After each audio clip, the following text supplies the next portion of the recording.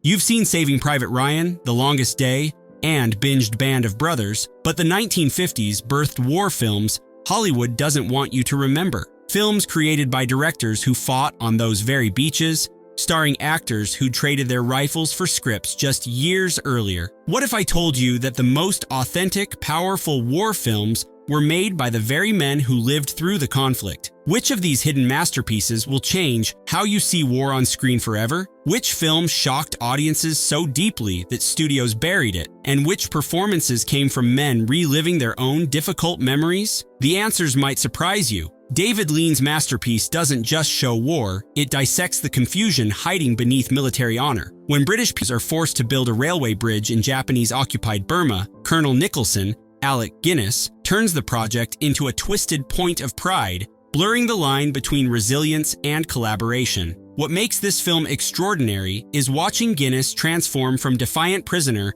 to a man so obsessed with British engineering excellence that he loses sight of whose war he's fighting. His performance isn't just acting, it's psychological warfare with himself. The film's production was nearly as challenging as the story it tells. Filming in Ceylon's dense jungle pushed the crew to the brink. When Lean demanded the construction of an actual 425-foot bridge over the raging Kalani River, only to destroy it in the film's explosive finale, locals thought the production team had lost their minds. The film's most shocking element, its uncomfortable truth that sometimes the enemy isn't across the battlefield. It's the confusion war plants in our own minds. But this tale of psychological disintegration was just the beginning. Another film would take audiences inside a prison camp where the real enemy might be wearing the same uniform. Billy Wilder didn't make war films. He made psychological thrillers where the battlefield was human nature itself. Stalag 17 locks you inside a German prison camp where American POWs are playing a deadly game of spot the rat. Someone's feeding information to the Germans, and suspicion falls on cynical wheeler-dealer Sefton, William Holden. Holden wasn't supposed to be the star. Initially, Charlton Heston was set to play Sefton, but Wilder saw something darker and more complex in Holden, a man capable of being both hero and villain in the same breath. The gamble paid off with Holden snagging the Oscar for Best Actor. What sets Stalag 17 apart is its refusal to paint prisoners as saints. These men are flawed, desperate, and sometimes harsh. The film dares to ask, what happens to honor when survival is on the line? Wilder, a Jewish Austrian who fled the Nazis, brought personal stakes to the film that Hollywood executives couldn't comprehend. He insisted on shooting scenes that executives deemed too intense for American audiences. The result? A film that exposed the difficult reality that heroism isn't guaranteed by a uniform. It's earned in moments when no one's watching. The walls of Stalag 17 might have confined its characters, but another film would take the psychological battle to the vast expanse of the Pacific. Months before Pearl Harbor erupted in flames, a different kind of fire was burning through the ranks of the U.S. Army in Hawaii. From Here to Eternity ripped away the military's polished veneer to reveal the raw humanity underneath the uniforms. The film follows Private Prewitt, Montgomery Clift, a former boxer who refuses to fight for his regiment's team, setting off a campaign of treatment that tests his unbreakable will. Meanwhile, Sergeant Warden, Burt Lancaster, begins a dangerous affair with his commander's wife, Deborah Kerr, creating the most iconic beach scene in cinema history. Director Fred Zinnemann fought studio executives who wanted to water down James Jones's explosive novel. They demanded the removal of references to certain adult themes, military corruption, and discriminatory behaviors. Zinnemann compromised on some details but refused to sacrifice the story's brutal honesty. The film's most haunting achievement is how it makes the Pearl Harbor attack feel like both a national tragedy and a personal one. After spending hours with these complex, flawed characters, watching their world literally explode carries an emotional impact that documentary footage could never achieve. From Here to Eternity swept the Oscars with 8 wins, but its true victory was forcing America to see its military heroes as fully human, capable of greatness, failure, and everything in between. What happens when the greatest threat to a naval vessel isn't the enemy, but its own captain? The Caine Mutiny places you on a minesweeper where Captain Queeg, Humphrey Bogart, is coming undone, his paranoia threatening the lives of everyone aboard. Bogart shed his romantic leading man image to play Queeg, a commander whose twitchy fingers rolling steel balls signal a mind unraveling under pressure. Studio executives worried the role would damage Bogart's image. Instead, it showcased his range and earned him his final Oscar nomination. The film builds tension not through battle sequences, but through the psychological duel between Queeg and his increasingly concerned officers. When Executive Officer Merrick, Van Johnson, finally relieves Queeg during a typhoon, the real battle begins in the courtroom. The Caine Mutiny doesn't just question Queeg's fitness for command, it interrogates the very foundation of military authority. When does following orders become dangerous? When does disobedience become duty? The film offers no easy answers, only the uncomfortable truth that war forces impossible choices. Most war films make the enemy a faceless threat, but the enemy below dares to humanize both sides of combat. This cat-and-mouse thriller between an American destroyer and a German U-boat revolutionized how films portray combat at sea. American Captain Merle, Robert Mitchum, and German U-boat Commander von Stolberg, Kurt Jürgens, never meet face-to-face until the film's final moments, yet they develop an intense psychological connection. Each man anticipates the other's tactics, respects his opponent's skill, and recognizes the shared humanity beneath the uniforms. The film's most revolutionary aspect was its technical accuracy. Naval officers served as consultants, making the tactics and technology authentic in ways that previous war films had ignored. The claustrophobic U-boat sequences weren't Hollywood inventions. They captured the suffocating reality of submariners who lived in constant danger of watery graves. The Enemy Below won an Oscar for its groundbreaking special effects, but its true achievement was humanizing the enemy without excusing the cause they served. In showing that professional respect could exist between opponents,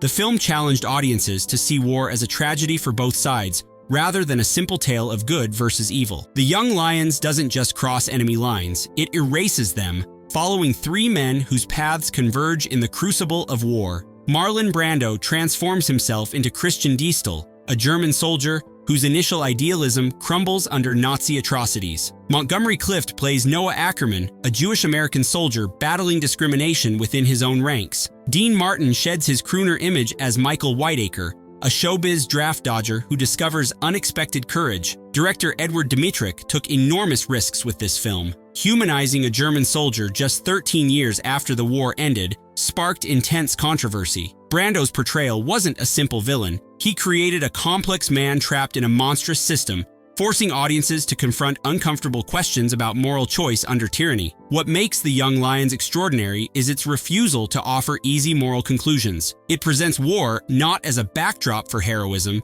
but as a machine that changes decent men from both sides. The final confrontation between Brando and Clift isn't a triumphant good versus evil showdown, but a tragic collision of two men who might, in another life, have understood each other. Most war heroes have actors portray them in films. Audie Murphy, the most decorated American soldier of World War II, played himself, reliving the difficult moments that earned him every major combat award, including the Medal of Honor. To Hell and Back isn't just a war film, it's a document of one man's journey from poverty-stricken farm boy to reluctant legend. What makes this film unique is the uncomfortable reality that Murphy is literally reenacting the most traumatic moments of his life. When he portrays himself climbing onto a burning tank destroyer, firing its machine gun at advancing Germans until his ammunition runs out, he's not acting, he's remembering. Murphy initially resisted playing himself, suggesting Tony Curtis or other established actors. His eventual agreement created one of cinema's most meta experiences, watching a war hero pretend to be himself pretending to be a soldier.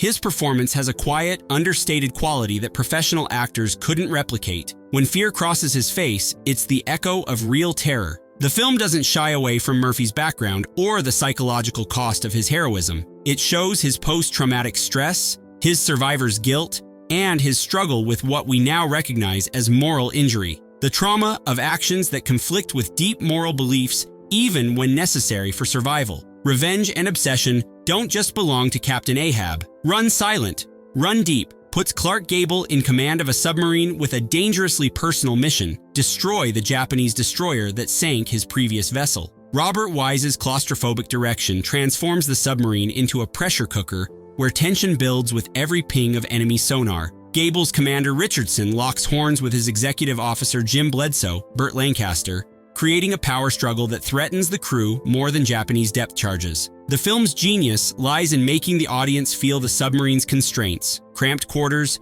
recycled air, and the crushing psychological weight of operating blind beneath the waves. The film explores a question that haunts all leaders in combat. When does determination become a dangerous obsession? Gable's commander crosses this line repeatedly, risking his entire crew to satisfy his need for vengeance. Lancaster's executive officer must decide whether loyalty to his captain outweighs his duty to his men. What if the lines between World War II and the Cold War weren't as clear as history books suggest? Hell and High Water blurs these boundaries with a story that feels half war film, half spy thriller. Richard Widmark stars as Captain Adam Jones, a former submarine commander hired for a dangerous mission, investigate a mysterious Arctic island where atomic weapons might be under development. Director Samuel Fuller, a World War II veteran who fought in North Africa, Sicily, and Normandy, brings his signature gritty realism to this tale of nuclear paranoia. Fuller knew that war wasn't just battlefields and casualties, it was also intelligence, misinformation,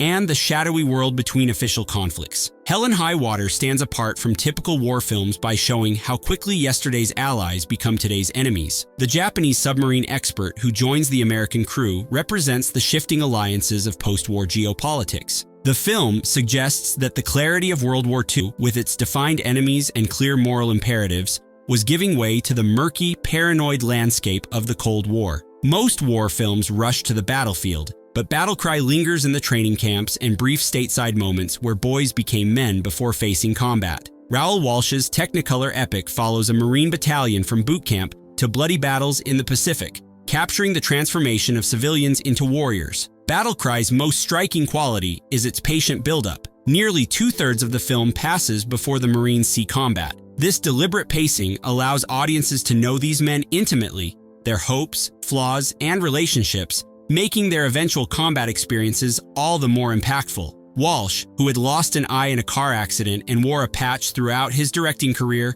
brought a unique visual style to the battle sequences. His widescreen Technicolor approach captured both the beauty of the Pacific Islands and the brutal chaos when paradise became a battlefield. What makes Battle Cry remarkable is how it balances wartime action with human drama. These men aren't just weapons pointed at the enemy. They're sons, lovers, and friends carrying their personal stories into combat. The film suggests that understanding these personal dimensions is crucial to comprehending the true cost of war. The Atlantic Ocean claimed more lives than German torpedoes. This uncomfortable truth drives The Cruel Sea, a British film that portrays naval warfare with unprecedented realism. The film follows the crew of HMS Compass Rose, a corvette escorting merchant convoys through submarine-infested waters. Captain Erickson, Jack Hawkins, must make impossible choices, including whether to depth-charge German submarines hiding beneath shipwrecked Allied sailors. What distinguishes The Cruel Sea is its unflinching portrayal of the North Atlantic as an enemy more relentless than any human adversary. The freezing waters, massive storms, and endless horizon become characters in the drama, indifferent forces that claim lives without malice or mercy. When sailors go overboard, the film shows their deaths not as heroic sacrifices, but as cruel, meaningless waste. The film's most haunting sequence comes when Captain Erickson must drive his ship through survivors floating in oil-slicked waters to attack a submarine beneath them. His agonized decision to sacrifice these men for the greater mission encapsulates the moral injuries that commanders carried long after the war ended. Producing a sympathetic portrait of a German field marshal just 6 years after the war ended was perhaps Hollywood's boldest move of the 1950s. The Desert Fox examines the career of Erwin Rommel, focusing on his tactical brilliance, his growing disillusionment with Hitler, and his eventual involvement in the July 1944 plot to remove the Führer from power. James Mason's nuanced portrayal of Rommel avoids both demonization and hero worship. He presents a professional soldier whose loyalty to Germany comes into conflict with his disgust for Nazi atrocities. The film suggests that opposition to Hitler existed even among those who had previously served him with distinction. The film's most controversial aspect was its sympathetic treatment of the German military resistance to Hitler.